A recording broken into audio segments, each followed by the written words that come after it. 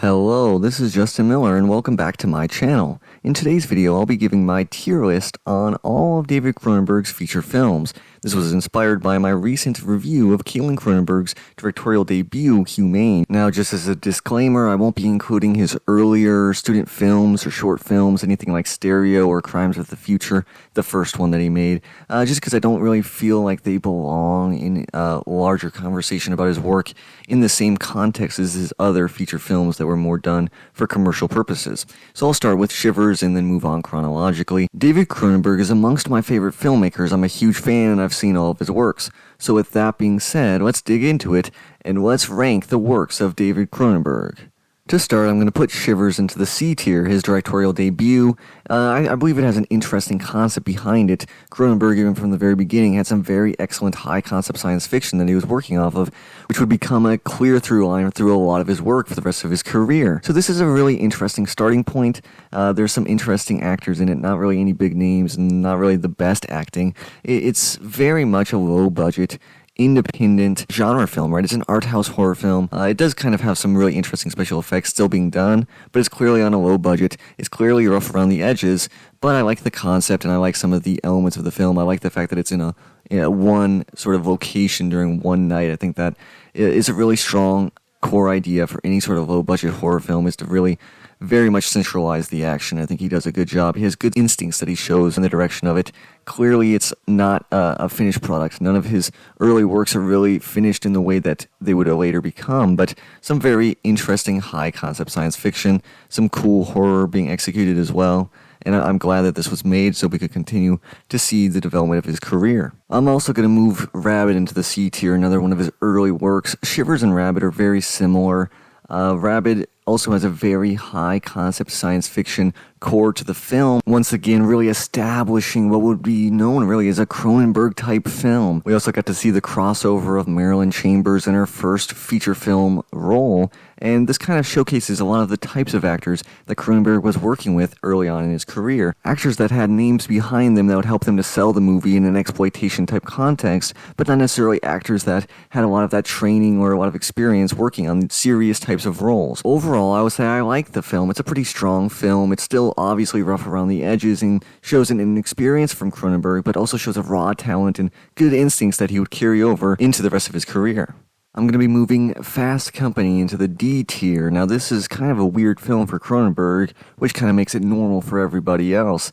It is a very important film, though. Despite the fact that I think the film was kind of generic and formulaic, I do appreciate the film for his ability to meet a number of very talented collaborators that would become frequent key contributors to a number of his other more interesting projects. I also think this film is a bit of a precursor to his much more interesting film Crash later on. We have both his obsession with the weird psychology of isolated and insular groups, as well as his obsession with cars, which is something that he's discussed in interviews, but hasn't really been something that he's explored in much of his work. So this is an interesting film, as it shows an aspect of his personality that he doesn't get to explore in a lot of his other works, but ultimately the film is pretty boring and pretty generic. I don't think I would recommend it necessarily unless if you're a huge fan of Cronenberg. We also have John Saxon in the film, which is pretty cool, but moving on. We're going to put The Brood into B tier, right? I think this is obviously very emotionally raw film. Came out after his divorce. He produced this film in the aftermath of a very messy divorce that went very sour for him. So you can clearly see that there is this very strong emotional core that is something that he hasn't really had in a lot of his previous films that are much more detached emotionally. He has a very specific way of doing these films that almost feels like a science experiment through art. It's kind of interesting, but this one is once again a really nice concept. We have lots of weirdness and grossness. We have some really cool special effects, some body horror that's really being explored and pushed in this film, which I think is really cool. We also see some of the better acting of the early Cronenberg period, which is cool. We also see a growing confidence behind the lens for Cronenberg. His expertise is being developed, his tastes are being developed, and I think overall this is a very good film, much better than his previous works. That's why it goes into the B tier. Moving on, I'm also going to be moving Scanners into the B tier. It has a great opening with one of the most iconic little moments and scenes in cinema history, I would say. The GIF The scanner's GIF is one of the most iconic early GIFs of internet fame, right? The exploding head scene is so iconic. It's one of the most iconic images he's ever created. It really starts the film off with a bang. The rest of the film kind of goes downhill from there. There are some really interesting set pieces throughout, some really great effects and things like that, but I think it really does go downhill from that amazing opening, which is very expertly crafted, and I think showcases the talent that Cronenberg had developed over the previous films. He continues to grow as a director. Once again, we get a really good high-concept science fiction film that explores an insular group and looks at their psychology. I really like this film, and I think despite the fact that I said it does go downhill, it's just because the opening is so amazing. I still think it's a pretty solid film, a pretty solid science fiction, action, horror, sort of body horror film. It's kind of hard to necessarily just pinpoint it into one genre to pigeonhole it. It's Cronenberg. It's a Cronenberg film. That's how you describe it. And I think at this point he was so confident. He was working at a much higher level. He still had a little bit of roughness around the edges, but for the most part that was smoothed away. And so I definitely think that the film belongs in B tier. Videodrome is up next, and I'll be moving it into the S tier, the first one of his career to make it into that tier. It's one of my favorite movies of his, obviously. We really get to the point where we're starting to have a crossover between the raw energy of him being a young filmmaker and all the raw talent that he had finally being matched with the experience that he's developed over a number of films and a number of years working in the industry. So we really get this really nice crossover, this really nice meeting point where his talent is finally matched with his experience. So it's interesting. There is a little bit of roughness still, but for the most part, he's showcasing the skilled hand of a experienced film director who's worked within genre films for a number of years at this point. And you can clearly see it visible within the film. We also get some really inspired casting choices in this film. James Woods plays a very sleazy character, which is the exact kind of character he should be playing. He's so good at playing these types of characters, and I think it's kind of a surprising choice to make him the lead, but it works due to the type of film and the type of character that he's playing. I also think Debbie Harry does a good job, which again is kind of an inspired casting choice. Obviously inspired somewhat by the limitations that he was working within, but I think it works out. I think a lot of the acting in the film is pretty good. There's excellent special effects work throughout the film. There's a great concept, once again, underpinning the narrative that's underplaying the whole film, right? We get a lot of great philosophy that is being discussed within this film, and a lot of stuff that is being said and being foretold within the film's narrative and within the sort of philosophical and thematic elements of the narrative are ones that have kind of played out in the real world. It feels like a prophetic film, which isn't the type of science fiction he usually delves within, but I think this is one of his more interesting works for that reason as well. So it's a really weird movie, but it's one that I love, and it's so perfectly Cronenbergian. It's only the type of film that he could have made, and it's just so like gross and sleazy, and also beautiful and amazing. And that's exactly what you get in Cronenberg. You get the grossness of the body horror, but you also get some really high concept, interesting science fiction, philosophical sort of discussions underpinning a lot of the awesome effects that you're seeing as well. So you get the best of both worlds, and I think that is sort of a quintessential thing of the 70s and 80s horror films that made them have such a long-lasting influence. Next is The Dead Zone, which was a adaptation of a Stephen King novel. I'm putting it in B tier. I think it's a unique film within his filmography for multiple reasons. One is the supernatural bent of the story. It's based on a Stephen King story, after all. This is really interesting for him. He usually is so hardcore rationalist and makes things from an atheistic perspective, I would say, or at least agnostic. There's not a lot of supernatural elements. There's basically nothing to do with paranormal or anything religious within his works. It's very much underpinned by scientific concepts, philosophical concepts that are a little bit more secular. I think that's kind of the world that he operates within. But you have a much stronger emphasis on that supernatural element, as well as an emotional core to the narrative, and a main character that you really do feel is being emotionally devastated by the events that are taking place, and it's got some great imagery, some iconic moments as well, and a solid performance by Walken. I think it's a pretty solid film. I think overall, the reason I have it in B tier is it just doesn't reach the peak that some of his other films can. Maybe it's because it's not so Cronenbergian that I kind of feel a little bit distant from it, but I do enjoy the film. I think it's a very solid and well-made film. I think it's a good performance by Walken. It was a good adaptation from Cronenberg.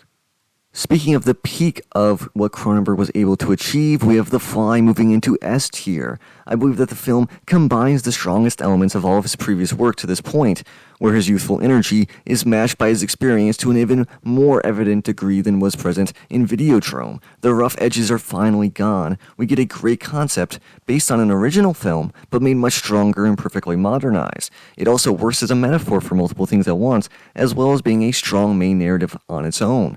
We get great performances, great body horror, a strong emotional core, and a hauntingly beautiful ending. This is my favorite of the body horror Cronenberg films, and I think that it is basically perfect and is amongst my favorite horror films of all time. Next, we have Dead Ringers, which I'll be moving into the A tier, another excellent film from Cronenberg, which introduced me to the wonderful Jeremy Irons, and what an introduction that was, with a great dual performance from him. We also get some of that weird psychology that he loves to explore, with some cool camera techniques and good cinematography throughout the film. He really showcases the mastery that he now has of technical aspects of filmmaking, as well as having a very interesting story as well.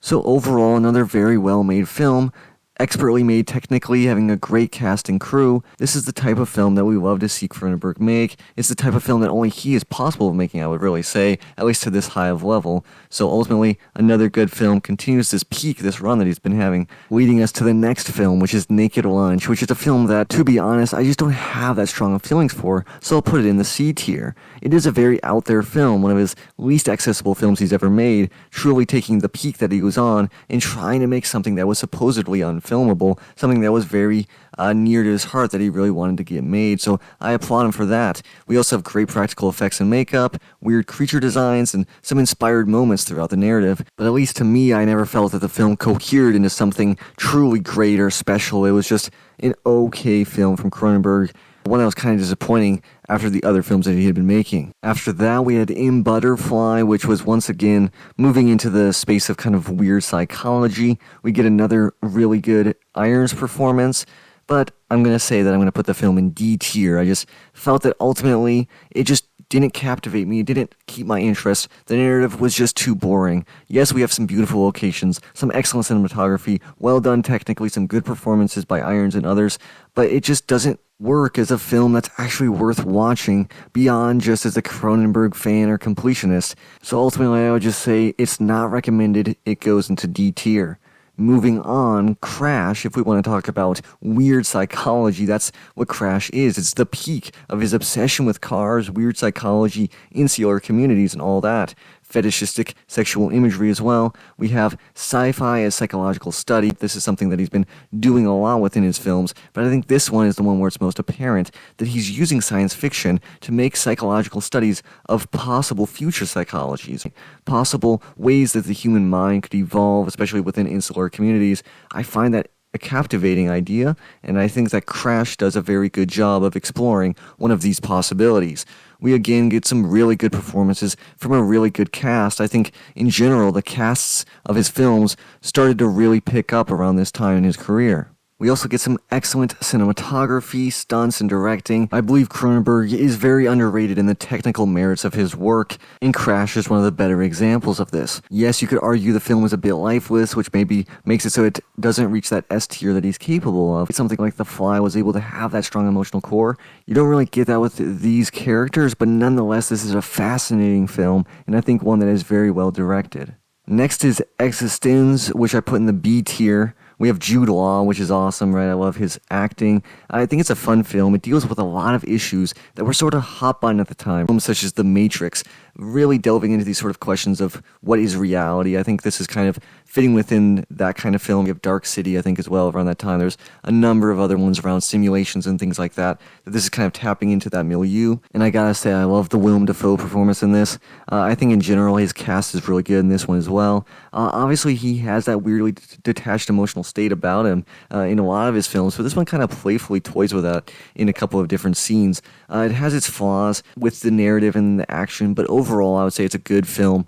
A pretty solid B tier, I would say. Next is Spider, which I'm putting in the C tier. It's a bleak as hell film following a psychologically tortured individual as the main character, with an excellent performance from Ralph Fiennes. We once again get stunning cinematography that fits perfectly. Cronenberg does a really good job of establishing the mood in this film, but besides the mood and the premise being very, very solid, they can only be interesting to a point once the narrative starts to fall apart and we go further along and realize that this character study, no matter how interesting, ultimately can't carry the film all the way to the finish line. So it ultimately kind of falls apart a bit. It's still a solid, very well made film, right? Technically, good performances. It's just not as interesting as his other films. That's why I put it in the C tier. I don't think it's worthy of D tier because I do think it's so well made and crafted, but I think it is missing something that the best of Cronenberg is able to accomplish. Speaking of the best that Cronenberg was able to produce, we have A History of Violence, which I'm putting in the S tier. It's essential Cronenberg, and it's in contention for my favorite along with The Fly and Videodrome. It's really a look at a Cronenbergian American suburban family, with great performances from Viggo Mortensen and the rest of the cast. And Viggo, obviously, would become a regular collaborator with Cronenberg, and this was the start of that long and fruitful relationship between the two of them.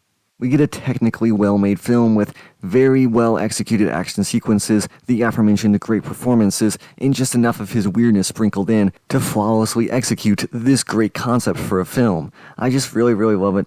I definitely recommend it. Even if you're not a Cronenberg fan, if you've never seen a movie of his, I definitely would recommend you watch History of Violence. Moving on to another collaboration between Viggo Mortensen and David Cronenberg, we have Eastern Promises, which I'm putting in the A tier. It's another banger, right, with great performances from Mortensen and Watts, right? Naomi Watts is excellent in this film. We once again are following an insular community, this time the Russian Mafia, with all their weird rituals, right? There's a lot of attention to detail given, and I love that, right? And I love the bathhouse scene that's so expertly choreographed. We're really starting to see a lot of the very good action sequences that Cronenberg was able to come up with. So this is really him coming into his own in his own post-body horror stage, which I think, maybe people were disappointed by, right? That he kind of moved away from horror. But I think when you get stuff like Eastern Promises, A History of Violence, and films like that, you really can't be that disappointed as a fan of Cronenberg. Next, we have A Dangerous Method, which I'm putting in the B tier. Again, we get great performances from an excellent cast, again featuring Viggo Mortensen, who's becoming now just a completely regular collaborator with him. We once again have beautiful cinematography, a very well-crafted and directed period drama, but it just ultimately falls short of excellence due to there not being enough risks taken with the material. And yes, I understand it's based on a true story, but I just felt that the filmmaking, structurally very solid, technically very solid, the narrative very solid, the acting very good, it just all was working towards a pretty standard period drama, which didn't really take any risks with its material, which is fine, that's respectable, that's fine. Clearly it's something that Cronenberg really was passionate about and wanted to make, and I respect him for that. I just think that the film falls in the B tier.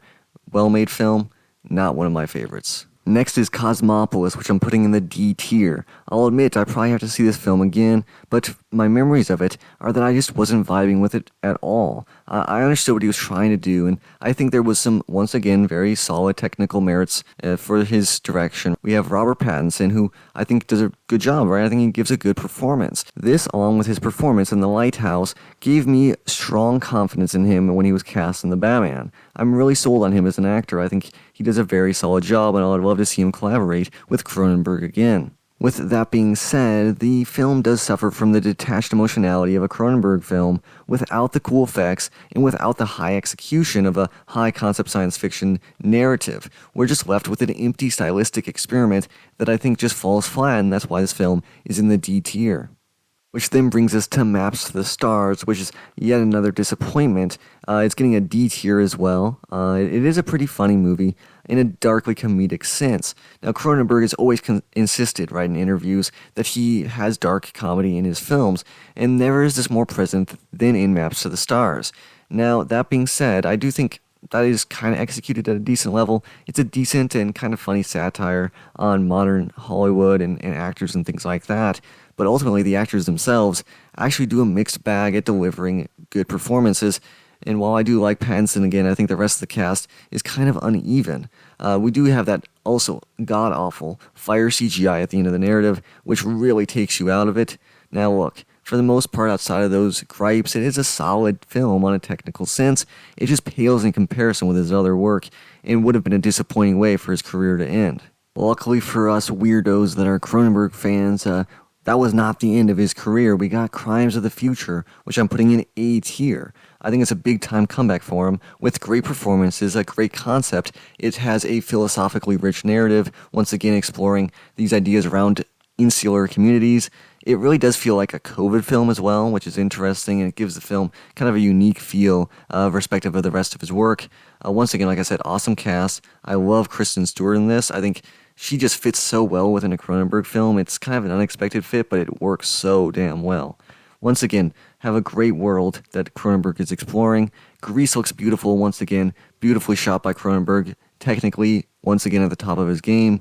It's weird in the right ways, going back to his body horror roots, being very self-referential. Of course, it's not really a horror film necessarily, but it's a really interesting high-concept science fiction film. We see his ability to push aside his attempt at mainstream success that you saw with some of his other films, and really delve further into his weird artistic sensibilities, which I love, and it makes this a truly awesome movie. So there you go, that's my tier list. Let me know in the comments below what you think of Cronenberg's career and where you would maybe place some of his movies. What are your favorite Cronenberg films? Let me know in the comments below. I'd love to hear from you. Thank you so much for watching, and see you next week.